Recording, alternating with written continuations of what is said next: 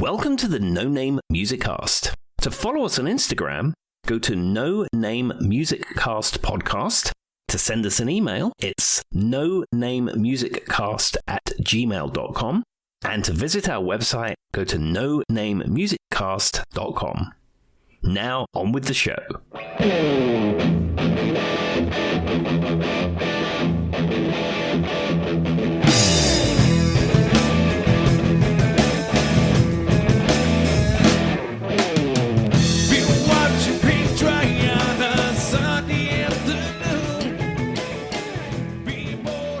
Hello and welcome, everybody. Welcome to the No Name Music Cast. My name's Tim, and this is Joy. And here we are, take 2.1 maybe, but take 2 of the No Name Music 74. Cast. Yeah, we tried to record this yesterday, and we was running into some internet problems. Joy, they're laying fiber in her neck of the woods, and it's causing some problems with latency and weird stuff. So we decided to abort yesterday's record and record this evening. Now, if there's any kind of weirdness, latency, artifacts, cutting out, we're just going to use the magic of editing, and you will never know.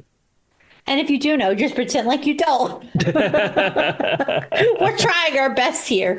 We are getting upgraded to fiber in the real world, so I can't be mad about that, but it is affecting my internet at the moment. Absolutely. I hear some neighborhoods where you live, they're getting rid of cable TV completely, and you have to do that through a fiber connection now. Yes, and that is a thing. So I am very lucky that we have wonderful internet where I'm at, but I'm going to be upgraded to fiber officially whenever they're done because they're moving us all to fiber. So I don't really get a choice, Tim. It's just going to be a thing. There we go. Well, fantastic. Anyhow, we're recording for you on a Friday night. And as we open the podcast, I believe, Joy, you have some music news for us. Yes, so I have 2 bits of music news. The first one is I joked about this. Me and Tim joked about this. And then we say joked about this sarcastically because there is some negativity around what has happened with Morrissey, but he just canceled all of the remaining tour dates for 2025. He's claiming extreme exhaustion, though he had shows coming up in Latin America and the U.S. He had already canceled his ones in Stockholm and some various other areas. There's a hint that no one's coming to his show. He tried to do 1 or 2 and no one's coming, so... Yeah, I think what it is. Yeah, the thing is with Morrissey, people loved Morrissey. He was a beloved character by many. He was in the Smiths, and then he gave an interview with some very uncool opinion points. And a lot of hardcore Morrissey fans were like, ugh, I don't know if I want to get involved in this Morrissey world anymore. And I mean, he is fringe at this point. He's not he's not a Taylor Swift. He's not a Paul McCartney. He's not even a Def Leppard. He's not a Journey. He's not someone of that stature. He's kind of on the fringe of popularity. So maybe he's just not selling well too. And it's like, well, I'm going to cancel the tour. Yes. And I think that there might be some truth into it. I'm not saying he's not feeling well or is feeling well, but I can live my life without ever hearing him again. Actually, how old is Morrissey at this point? I don't know. Let's give it a goog. I have no idea. He's got to be Morrissey. It says he's 66 years old. Okay. I mean, he was in the Smiths, and then he was in that, what was it called? Slaughtering Dogs or something. I don't know. It's fine. He's not my favorite. And his music's never really been my favorite. If you're into the Smiths, that's fine. But I've never been someone who's really into melancholy music to begin with. And so for me, it's like, meh, take it or leave it. Anyway, so on to my second bit of music news. I just want to bring up the Morrissey thing because I had talked about him previously on a couple episodes. I thought it was funny that he now canceled the rest of the tour. Yes. Maybe not funny for his people who paid money to go see it, but funny for me. So Kiss, my next episode is Kiss announced a massive 50th anniversary of Alive with 2 complete unreleased concerts. So the band is celebrating a legendary 1975 live album, and they're kind of boosting 90 unreleased recordings and a whole bunch of merch and so on and so forth. And probably a really great way for Kiss to make more money. Yes, absolutely. Now, Kiss Alive is a very Unique is not the word, maybe standard in the world of live albums because it's mostly studio. It says Yes. Kiss Alive. I mean, some bits of it were played live, but the bulk of it was played in the studio. But the thing is about Alive is that is the album that launched the band. They had albums before that didn't really do a great deal, but it was the Alive sort of, it was the greatest hits package of sorts. That really launched the band into what they are today. Yep. So basically, they're saying this is the 50th anniversary reissue. So 50th anniversary for their classic Alive with an exclamation point if you've seen it. And they're saying there's 90, which I found crazy unreleased tracks. 90, Tim? 90? Really? Yeah, I mean, That feels unnecessary. I mean, I'm currently going through my computer trying to free up some space. I'm archiving some stuff to Google Drive, and I'm finding some projects which I really need to finish. I mean, I've probably got 60 Flager Hill tracks on my computer from live recordings that I need to mix. And just to get them off my computer and finish what I wanted to do a number of years ago. I mean, and that's just from a local band who I happen to have a few recordings of. At the point we are now with live recording, most acts are recording every single show because it's so easy to do. So to have 90 unreleased live recordings is not anything unusual at this point. Yeah, but do you feel like they're really 90 unreleased tracks, or do you think they're other things we've already heard re-released in a different way? No, Like, I just can't they're imagine. songs you've heard before, probably, but you haven't heard the one where they played them on Staten Island in 1979. Yes.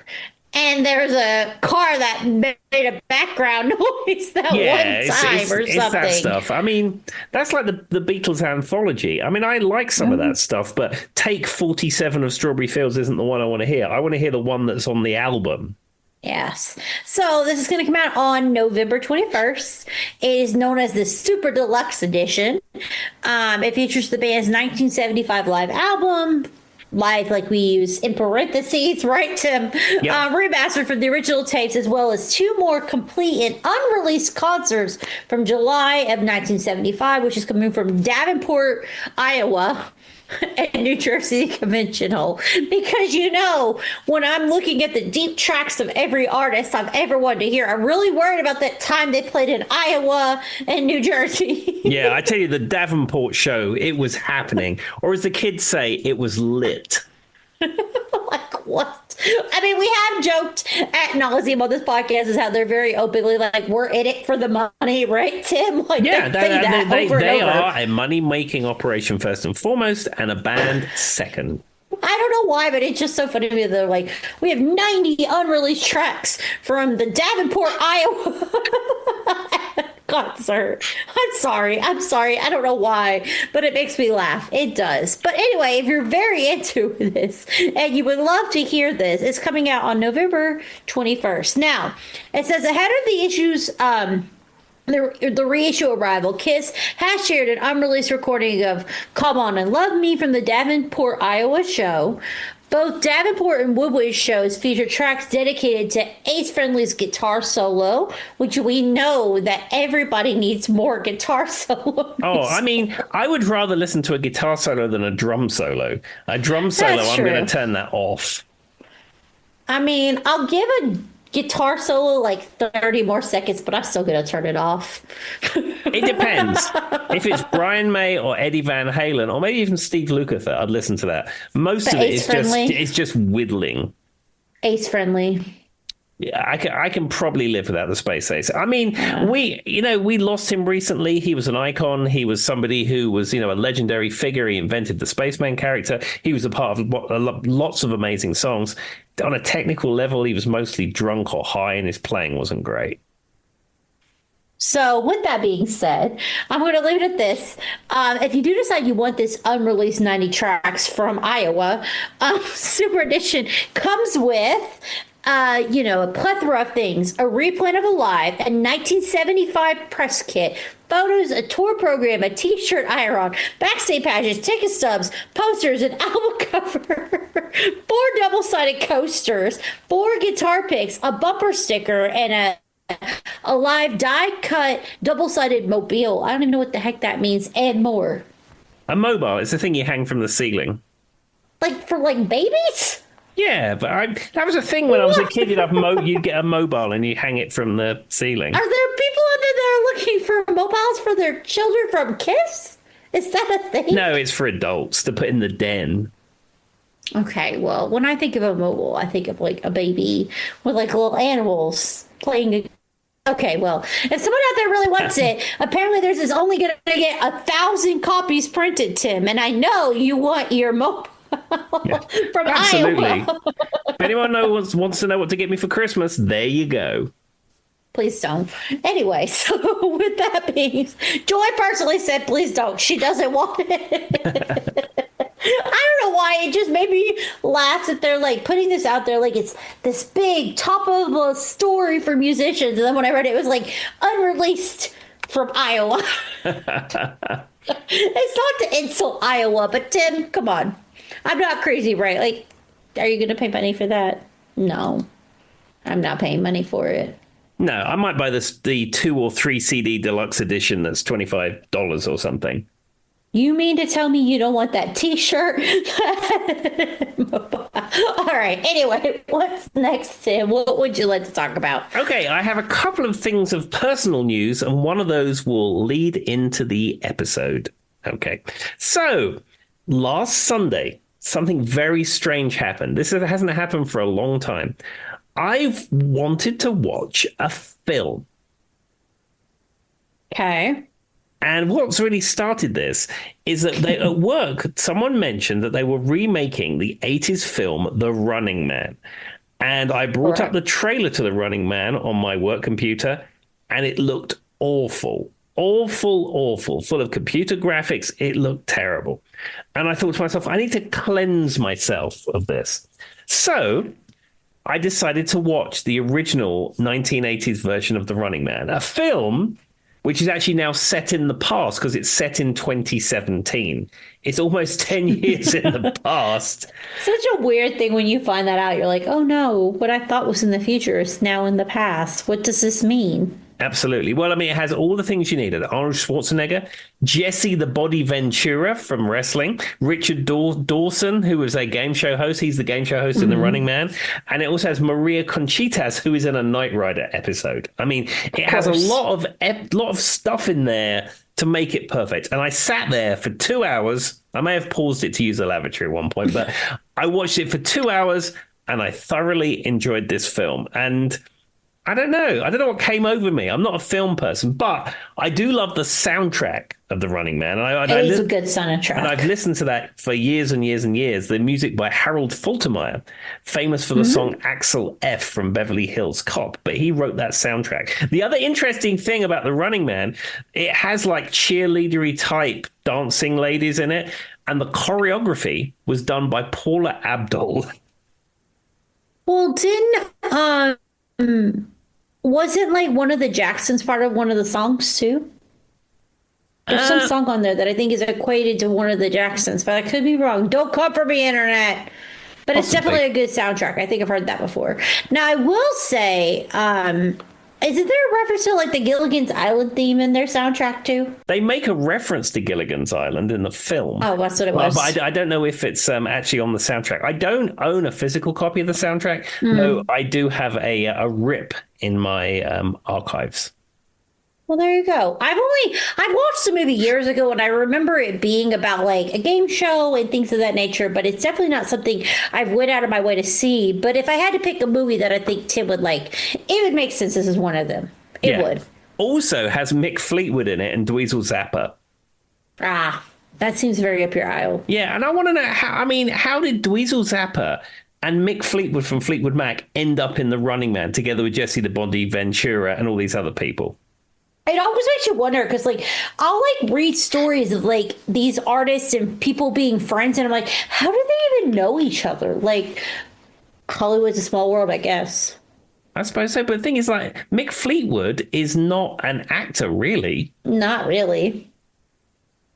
I mean, but the thing about it is maybe he just wanted to be an actor one day, and he got the chance to do it, Tim. I don't know. I've absolutely no idea. But anyhow, I saw this film. Thoroughly enjoyed it.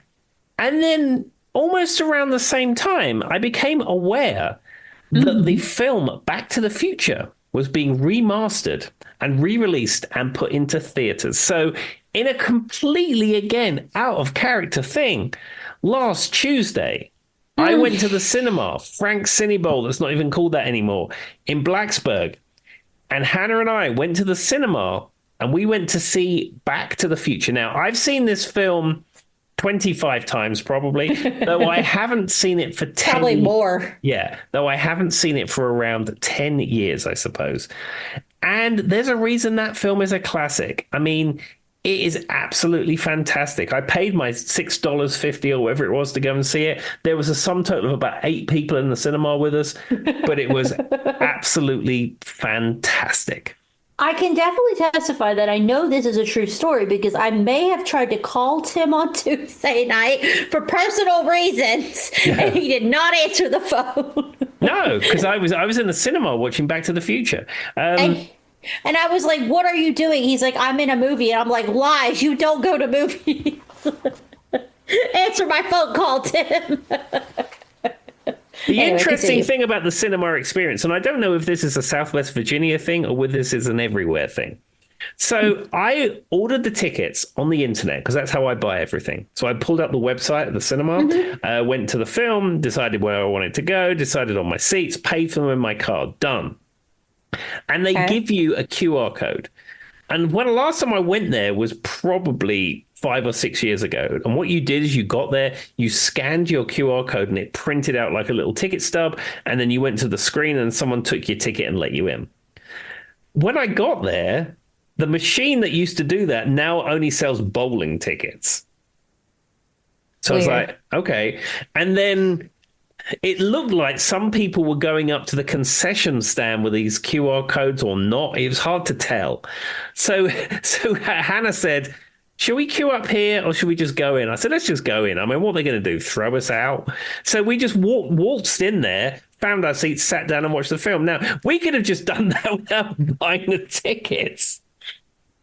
I think it depends on the movie. Like, they're like, who's going to come in and see the movie from 25 years ago? Well, 40 years ago. It's a 40th anniversary. Tim, we all know it was only 25 years ago. We talked about this in the 80s only happened, 20 years ago? The 90s were only 10 years ago. We can't admit the truth, or we have to admit how old we are. I know, but I mean, I suppose the film's going to run anyway. It's nowhere near sold out, i.e. they only sold 8 tickets. And I suppose their thinking being is, well, we're not going to worry about policing it because they might buy a drink. Yeah. Pretty much. I mean, the thing about it is they're not making a whole lot of money off of that to begin with. And half the people working at the movie theater are making minimum wage and they're college or high school kids, Tim. They don't care. No, they don't care. In my limited experience of cinemas in this country, it seems to me they've closed the box offices. There used to be a box office outside. They don't bother with that anymore. And if you want to buy a ticket, you sort of go up to the concession stand. And if you already have one, you just sort of wander in. So when I watched Wicked, which was kind of like more of a box office hit, right? There was one person. So I saw it. I do like to support local versus like AMC or like the big movie theaters, right? If I have to go to one. And I live in Radford, Virginia, and there's a small movie theater on Main Street that used to be like a theater for like Broadway shows and like things like that, musical theater productions. Obviously, I know it's not Broadway, guys. I'm just saying that's the kind of theater you're looking at. And so when I went and saw Wicked, I made sure to go there. One, because it's cheaper, like you're paying a quarter of the price, but 2, because you're supporting local. And they had like the box office, but Tim's right. If you bought it online, I just wandered in. No one looked at me. No one cared. And my theory is that like most of the people there are making minimum wage and they just don't. I mean, why would they, Tim? What are they? They're not the police. No, I think maybe the last time I went to a cinema before that was maybe 8 or 9 years ago. And it was some David Gilmour concert that was being shown in theaters for one night only. And we went to Roanoke for that. And it was exactly the same. We pre-bought our tickets and we're like, oh, do we have to show them or just go in? Oh, just go in. We just went and sat down. No one's running into this movie theater. You'll be fine. Now I will say, if you go to like one of the big AMC theaters where you can like put the seat back and stuff, I have had to show my ticket there. And they're like, they have now where they look into your purse or your bag to make sure you're not, I mean, there's obvious security reasons, but more of it's just you're not bringing out outside food because, Lord forbid I don't spend $10.50 on candy or popcorn. Exactly. Tim, I would never sneak in stuff. What are they talking about? I would not do that. I would never sneak in anything because I don't want to eat or drink. I especially don't want to drink because I'd have to get up and use the lavatory every 2 minutes. I don't know what you're talking about. I would never do that. And or I have done that every time I went to a movie theater. And or maybe go to Five Below before we go to get our candy. But I wouldn't do that. I would never. Also, I don't know how to download music illegally. What's the list of things I've never done, Tim? All right. What else would you like to tell the people? Okay, so as I said, went to see Back to the Future. It is set in the year 1985, and it's also set in the year 1955, which is the year that the DeLorean travels back in time to. I feel like I knew this is where this episode was going. Okay. So I am this evening talking about the music, the hits of 1955. What a very specific thing to talk about. Yeah, so I had a look at the music of 1955 when I was planning it, and I thought, well, there can't be that many songs that I recognize, but actually, I was very surprised how many songs came out in 1955 that I was familiar with, and I think you will be probably familiar with a lot of these songs too. Okay, let's do it. Okay, so the first one I have on my list is Bill Haley and his Comets and the song Rock Around the Clock. So this is a very interesting song for me because one, I don't know anyone who doesn't know this, but it's the one we're going to rock around the clock tonight. We're going to rock, rock, rock. I have very distinct memories of this song because that rhythm is used a lot in show choir songs and not just his version, like there's like versions of like Christmas music, Tim, for example, like what's the one? Jingle Bell. There's songs in like Christmas music that you would sing in show choir. And what's funny is it's always that every time you do it, I distinctly remember doing Christmas music that had the same exact 4 count. We're going to rock around the clock tonight. We're going to rock, rock, rock. That rhythm is used in like so many other songs that defined all of show choir. And every time you had to do it, it was always the same box step that you had to learn. It's such a weird niche thing because it's like 1, 2, 3, 4, 1, 2. That box step where you go this way, you go that way. If anyone is listening who's in show choir, Tim has no idea what I'm talking about. It keeps getting used over and over and over again. So the point is it's an iconic song that's influenced all these other things, and there's a lot of Christmas music that's used whatever you're doing. Because like if you ever were in show choir, you had your Christmas choir section and then you did like your spring, right, Tim? And there was always like a different theme during that. And for whatever reason, that one stands out to me. You were always doing the dang box squares on repeat after time this song. But it didn't have to be this song. It could be all the other songs that use this song, and it's the same song over and over again without being this song. I hope that makes sense as a musician. Do you know what I'm talking about? Sure, I get where you're coming from. He's looking at me like, Joy, what are you talking about? It's a thing. It is a thing. I wish I could think of a good example, but it's like, jingle bell, rock around the clock tonight. Jingle bell, jingle bell, jingle bell. It's the same rhythm. It is. And you always had to do the same jazz square till you die. And I just like, every time I think about this song, that's what comes to mind. There we are. That's a very niche, weird thing to say that I don't know if it made sense to anybody else, but it doesn't mean, do you hear it though? Jingle bell, rock around the clock tonight. It's the same rhythm. Yeah, I mean, there's not a lot of innovation in the realm of pure rock and roll. It's a very simplistic 3-chord type thing. So there's only so many variations of it. But if you ever were in show choir and you're listening to me, you know what I'm talking about. You go, right, it's the same jazz square over and over and over again. And I distinctly remember hearing this song that we had to do once and then realizing it's the same song over and over and over on repeat. So the point being is this song, Billie Holiday and the Comets or whatever, what's his name? Yeah, Billie Holiday. No, no, Okay. Bill Haley in his comments. Yes, Billie Holiday's a female. Yes. Bill Haley in the comments. I knew that was wrong. I didn't know that was wrong, everybody. Don't come for me, internet. It's the same song over and over and over again, just used in 37 different ways. And for some reason, when everybody is choreographing that specific rhythm, they do the same box square. The same jazz box square. It's like this, I don't know. Someone out there gets what I'm talking about if they were in jazz choir or show choir at their high school. I can't think of another song specifically, but I mean, it's not that hard, Tim. Like, how many songs sound the exact same that you played in your entire life? Many, many, What do many. you mean? What do you mean? The ones you never want to hear again if you liked bits on them. Anyway, so that's what I think of when I think of this song. There we go. That was such a weird nuance thing that Tim was not expecting. All right, what's next? So the next song is the song Johnny Be Good, and this came out in 1955, and the artist is Marty McFly and the Starlighters. Which is a very specific thing. Didn't Judas Priest do a version of the song too? Everyone and their brother's done a version. But did you not clock about Marty McFly and the Starlighters? Do you know who that I is? did. From the movie Back to the Future. Yeah. So there's that whole scene where he sits in with Yes. the band and he plays Johnny Be Good.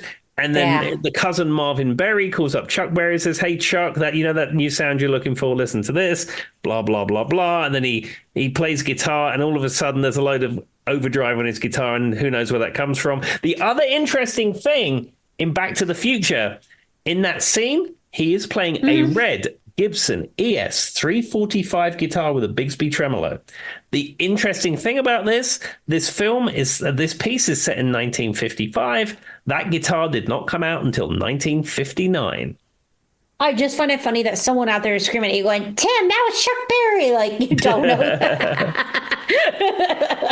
Like, you don't know that. You know what I mean, Tim? Like, obviously, I got where Tim was going to. That's so funny, though. But it is one of those songs that, like, have you played it in bands? I mean, I think everybody in their every cousin's done band a I've version ever of been this. in. Does it go well with the audience, though? I feel like it's almost overdone at this point. You'd be surprised how well it goes down. I'm probably not. I just always think of the Judas Priest version because I find it interesting to listen to. Assuming you've heard that. I'm assuming you've heard their version. Oh, yeah, absolutely. The other thing that's interesting about this is that when they filmed that scene, Chuck Berry had not given his permission to use that song in the film. Of course not. Until the day of filming. And I think what happened is that he had a copy of the script and he didn't like the fact that the film was portraying that the music which came from African-American artists, it was implied that the white man then created that. And I don't think he liked that. However, the production paid him $50,000 and then his morals went out the window. I mean, that happens a lot in music. How many times have they said hell was going to freeze over, and then weirdly they all get together when the paycheck is over $100,000? Exactly. We talked about this ad nauseum on this podcast. But to be fair, Chuck Berry, I understand why that would bother him because he came from an era of a lot of whitewashing with music, right? And we joked about, it's famously Elvis has a version of Johnny Be Good. And Elvis's version was very popular, where Chuck Berry kind of got pushed off to the side. That's like a known thing. And it's funny, though, we've talked about, my dad ran security at Elvis's final concert right in Hawaii. I've joked about on this podcast. My aunt was a huge, huge Elvis fan growing up. I've talked about this too, my dad's sister. And so there's a lot of things that I'm very interested in his career. And there are people in the early 60s and 70s who didn't know they did know he was white. They thought he was black. Yeah. Or vice versa. They were shocked to find out Elvis wasn't, because he did a really good version of things like Chuck Berry and things of that nature and Johnny Be Good. But at the same time, I also understand why Chuck Berry would be frustrated by that. But I also understand why money is money and, Yeah, $50,000 in 1984 is a lot more than $50,000 today. And $50,000 is a nice payday, but certainly that was a lot more money in 1984 when the film was made. Yeah, we've talked ad nauseum on this podcast about whitewashing. You've also got things like Elvis and the Beach Boys who reached massive fame playing on some of the music that like somebody like Chuck Berry started. So I understand why that would bother him. But I also understand money is money and, whatever. Exactly. But yeah, it was up to the day of filming before he approved that. Didn't Chuck Berry sue John Lennon once? It wouldn't surprise me. The thing is about Chuck Berry. Chuck Berry was such an innovator. I mean, you talk about Eddie Van Halen, Brian May. I mean, some people talk about Jimi Hendrix being important guitar players. Really, the most important guitarist, rock guitarist of all time is Chuck Berry. Every guitarist has played Johnny B. Good, and that's pretty much where that sort of boogie rock and roll riff came from. It comes from Chuck Berry. He's more important than any of those other named guitarists all put together. All right, I'm Googling it because I think I read that somewhere. Okay, so no, Chuck Berry did not sue John Lennon directly, but his music publisher, Morris Levy, did sue John Lennon over similarities between Come Together and Berry's song You Can't Catch Me. The lawsuit was settled by agreeing to record 3 songs owned by Levy's publishing company, which he did produce, blah, blah, so on and so forth. I've never heard the song You Can't Catch Me, so I really can't tell you if it was close to Come Together, Tim. I don't know. But I had heard that at some point in time in life that he had sued him. Yeah. I'd never heard that before either. Well, I'm smart, I guess, in some things. All right, what's the next song? It was one of those, probably I was watching VH1 and learned that fact at some point in my life. Pop-up video or something. Okay, so the next one. This is Tennessee Ernie Ford, and the song is 16 Tons. Oh, that's an interesting one. I mean, I've definitely heard all these songs. Have you ever played this song? No, but I played it in my car. 16 tons, and what do you get? You wake up in the morning and you're better in debt. I mean, it's definitely a song that feels like it came out of the 50s. Yeah. I don't know how to explain it. It definitely feels like a song that if anything were to come out of the 60s, it was. Now, I don't know anything about it. I assume it's about, like, working on like the chain gang or something. I don't know. It is, and owing your soul to the company store. And you found the company store for those who. Oh, what were we gonna say, Tim? I was gonna explain the company store, but why don't you do that, Joy? I was gonna say, so if you grew up in Southwest Virginia, like I did, you know what a company store is. So, and so there's where I grew up in Grayson County. Sorry, there was a weird pause because you guys know we're having a little IT issue. So I promise that wasn't me trying to talk over Tim, but. And so in Grayson County, there was what's known as a mining town, a coal mining town. And so back in the day, you would have what's known as the company store. So coal mines would own the entire city. So for my example that I know personally is Freeze, Virginia. Grew up right across literally the interstate from Freeze, Virginia. And it was a coal mining town. And so back in the day, you would be paid in like, I don't know how best to explain, almost like monopoly money. And you could only spend it at the company store. They owned your house. They owned your life. You could only get your goods from the company store. So I guess I never really realized, I guess I did know that song was about that now that you said it, Tim. It seems obvious. But I had never put it together till you just said it. Yeah, and then the other thing is you could go to the company store and they would happily give you anything on a line of credit, but then that would mean you would never be able to leave the coal mines because you're going to spend your entire life paying stuff back and owing your soul to the company store. Yeah, I did know that famous line about you owe your soul to the companies. Now they said that, I get it. But the thing about it is if you ever grew up in the South, that there's a lot of people you know in life. And what's interesting is when you live near these company or these coal mining towns, you can see how the city developed around it, around the coal mine or around the area because the houses all look identical. So Galax, where I grew up, has a few of these down in the western part of Galax. And then Freeze does too. And all the houses look identical, one right after the other. And while in theory that all sounds great, kind of, but you owe your soul to the company store. That is correct. I've been to the Beckley Exhibition Coal Mine in Beckley, West Virginia. Very interesting. It's not a functional mine at this point, though. You go down in a mining cart, takes you into the to the mine, and they show you the face of all where the coal is, and they tell you all about it, and it's very interesting. And you have all the buildings there. There's a post office that was, and there's like people's homes, and there's a church, and it's like the whole mining community, you get to tour it. But they have a reproduction of the company store there. So I knew all about it. And they tell you all about how that operated and how it was basically a big scam. Yeah, pretty much. It was. And it was just a way to hold you hostage for the rest of your life. And we thank everybody who stood up to that to make us who we are. And I don't know if that's an American phenomenon. I don't know how these situations work outside of America. Is it an American phenomenon? I assume it is. I mean, the north of England had a big mining industry thing happening. And certainly in the 80s, a lot of those mines closed down and there was lots of strikes and all kinds of things. But I think it's a US thing more than it's a world thing. I mean, I could be wrong. I mean, there's probably something similar, I would imagine, around the world. If not, I don't think we all, because a lot of the stuff we came from was developed from me. I don't know if you guys know this, but like America kind of learned a lot of stuff from England, like at some point in our history or something. I don't know. Maybe. I mean, I don't know. Something to do with King James or some shenanigans like that. Before we told him where he could take that tea. We talked about, it's so funny when you talk about, we were talking about like the royal family one time with my mom, and we were going back and forth about this, and I had very distinct, we don't need to get into it, but I had very distinct feelings about it. I was like, Mom, I'm an American. I don't accept it. Yeah, taxation without representation.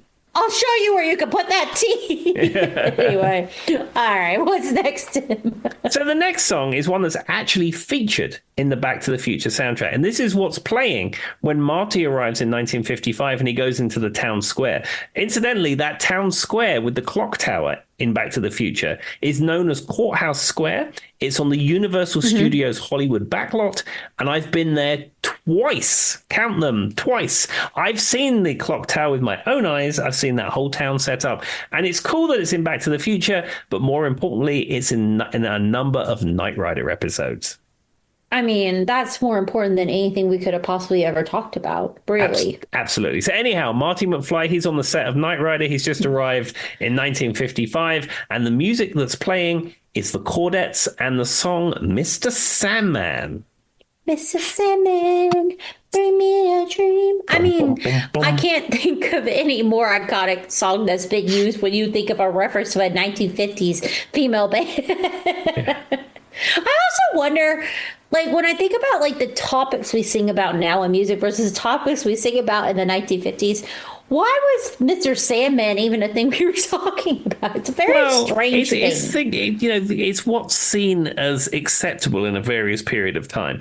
I mean, now the top 10, if you will, contains music with explicit content because nobody's listening to the radio. Nobody is watching the TV. Everyone's streaming stuff on YouTube. They have Spotify. They have Apple Music. They have all that stuff. And really, you can decide what you want to listen to and what the content is, whether you can turn explicit on and off. It's up to you what you want to hear. You don't have the moral compass that's decided for you by the TV or the radio. I mean, some people still listen to that, but on the whole, nobody is listening to that in comparison.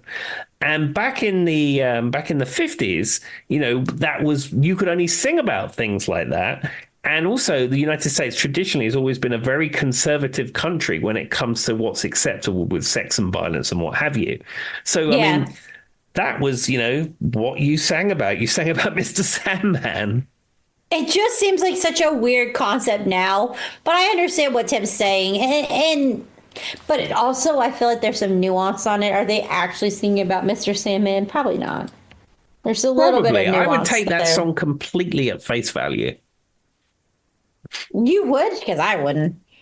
Joy, pull the lyrics up. Pull the lyrics up right now. Let's see.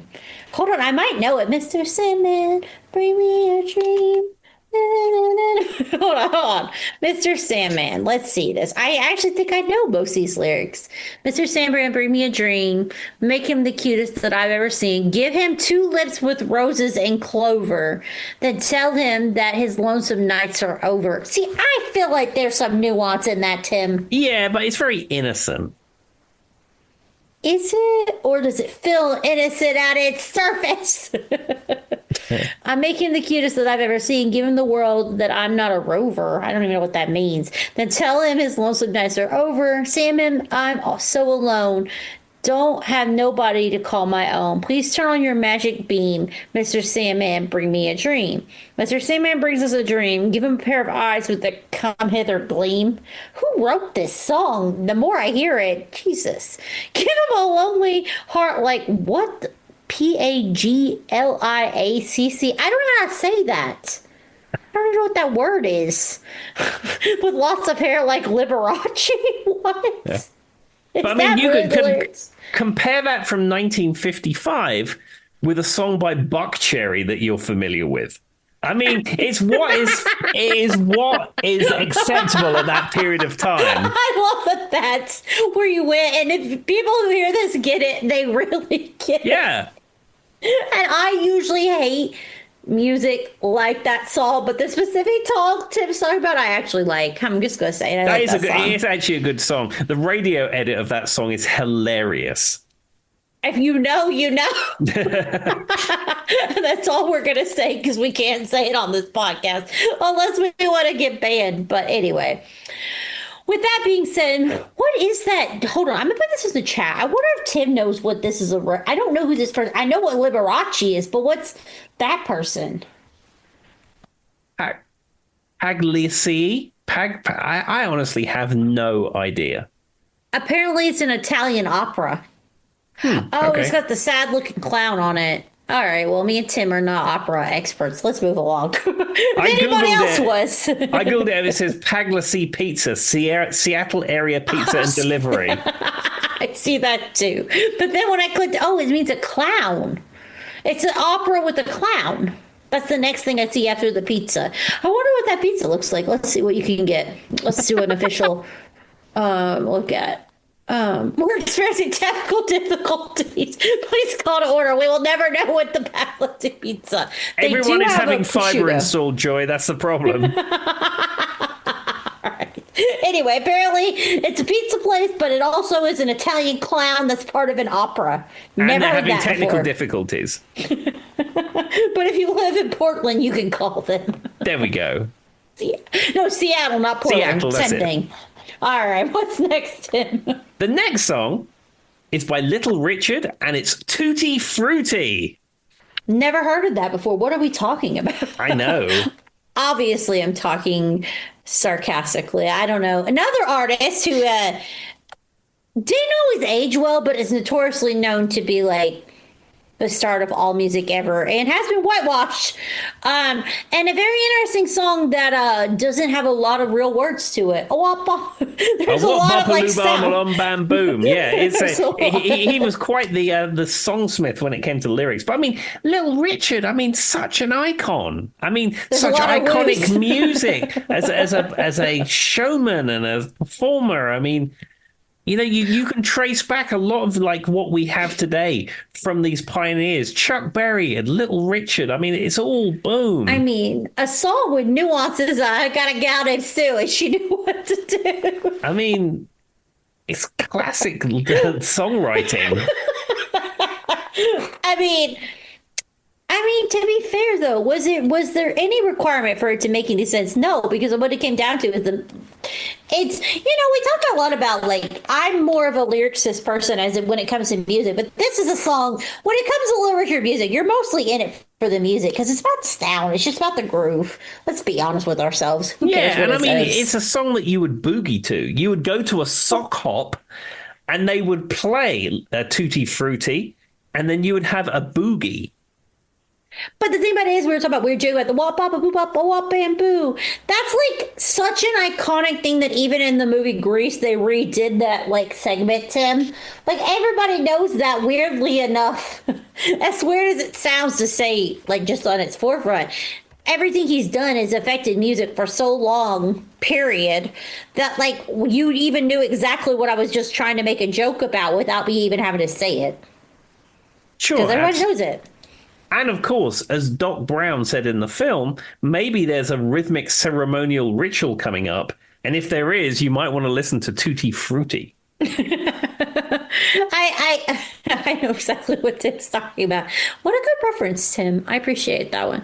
I mean, to be fair though, he is notoriously I mean, who doesn't know Little Richard? I don't know how to explain it. I don't know.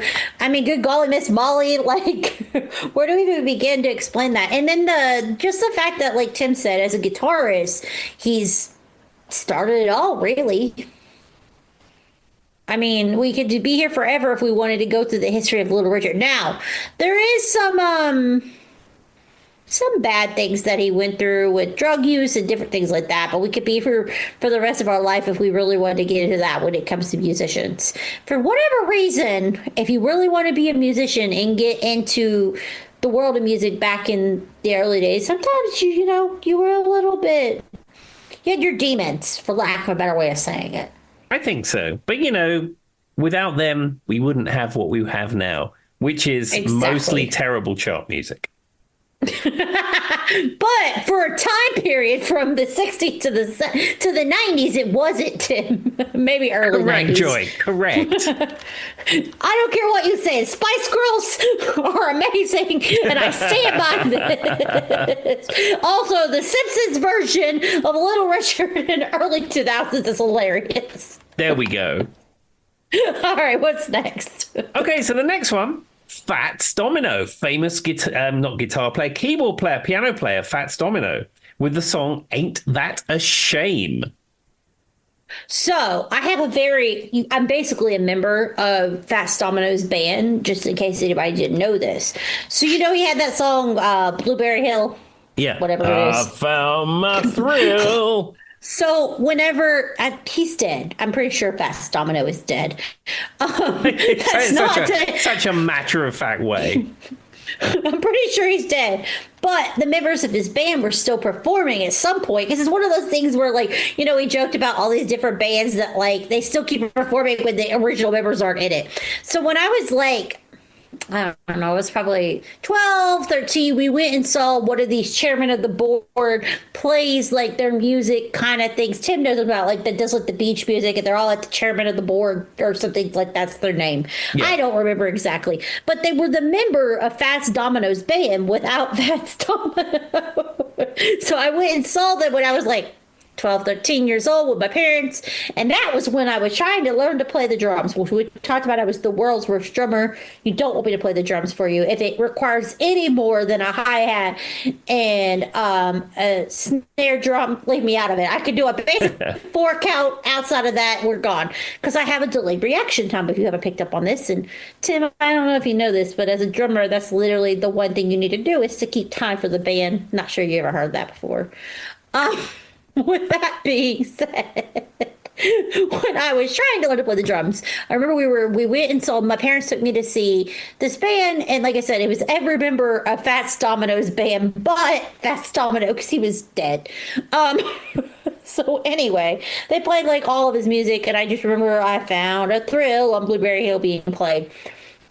So we went to talk to the band after it, and my dad was talking about it. She's trying to learn the drums, and this guy gave me like a list of things that he recommended for me to learn to play the drums. Like he had like a whole like slew of things he gave me recommendations for. Didn't get me anywhere apparently, because still can't play the drums. But he tried. He really did. He really did. And that's my that's my claim to fame when it comes to Fats Domino.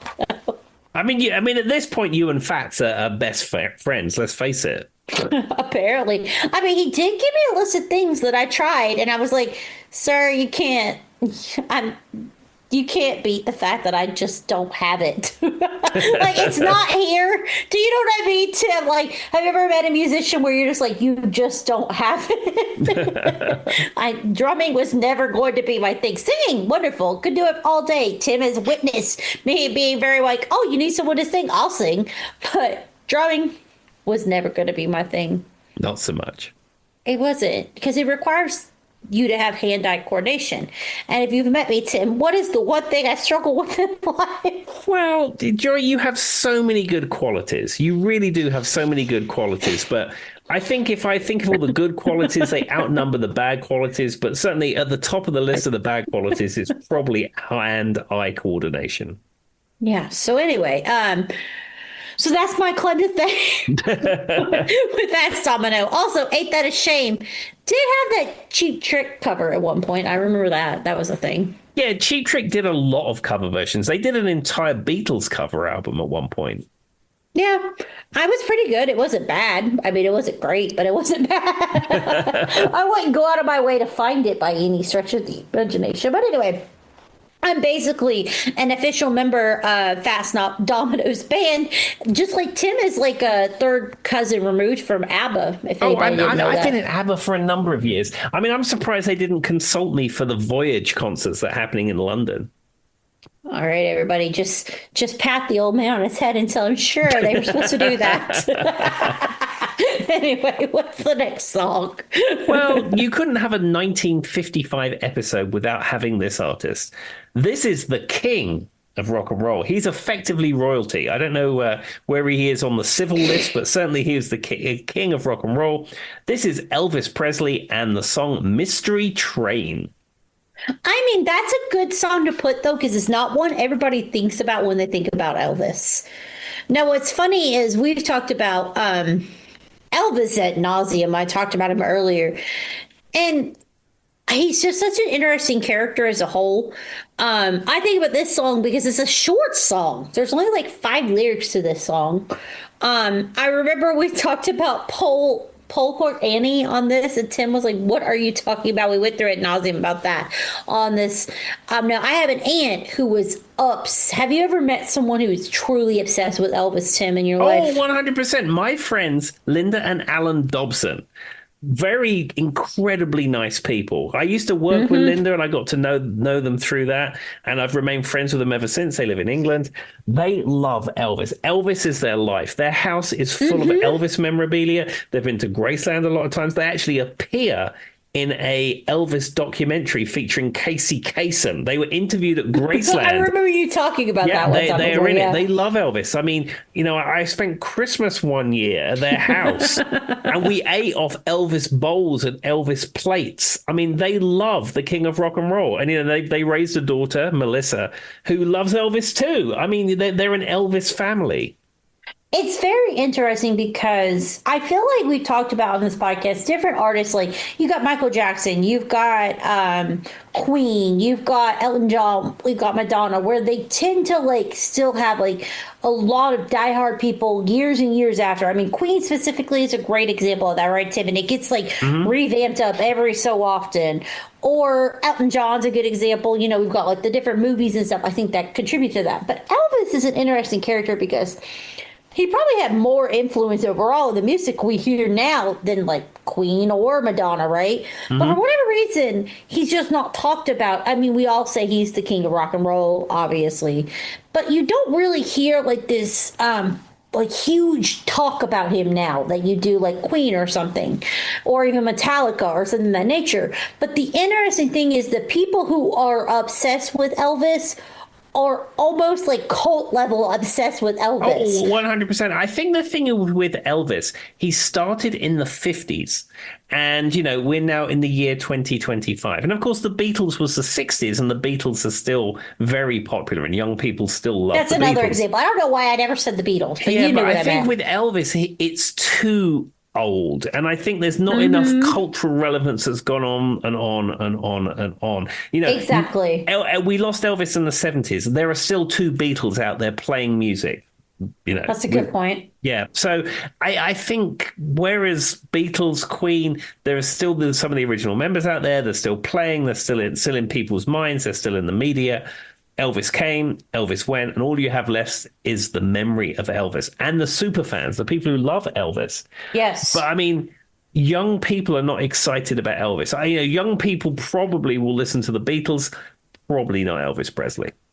Exactly. Like they'll listen to the Beatles, they'll listen to Queen, they'll listen to like the Jackson 5 or Michael Jackson or whatever it is. For whatever reason, that doesn't, like Tim said, because of the way he was kind of a blip in the system and then he was gone, he doesn't seem to hold that power the way the rest of them do. I don't know. I mean, I know why it is, but I don't quite understand it because if you look at it at its core, Elvis probably had more musical influence than what we hear and listen to today, right? Even these artists we're talking about, right?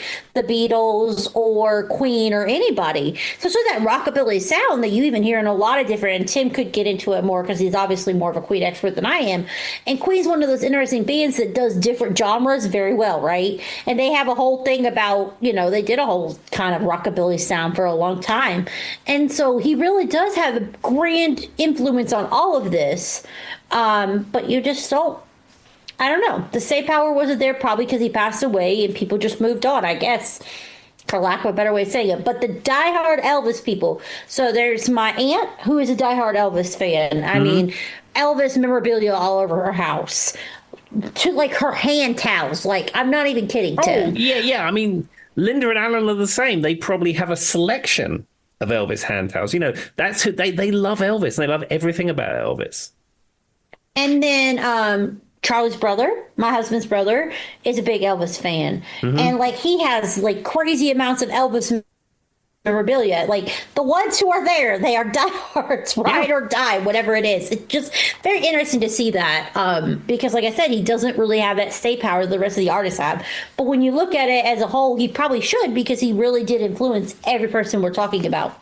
Yeah. The other thing about Elvis is he only ever performed in the United States. In fact, outside of when he was in the army, he never left the United States. Apart from one time, he came to the UK once on a refueling thing, I think when he was coming back from Germany or something like that, when he was in the military. Yeah. The thing is Colonel Tom Parker was not a US citizen. And I think the thinking is that if the colonel left the United States, he likely would never get back in again. So he only ever toured nationally and never internationally.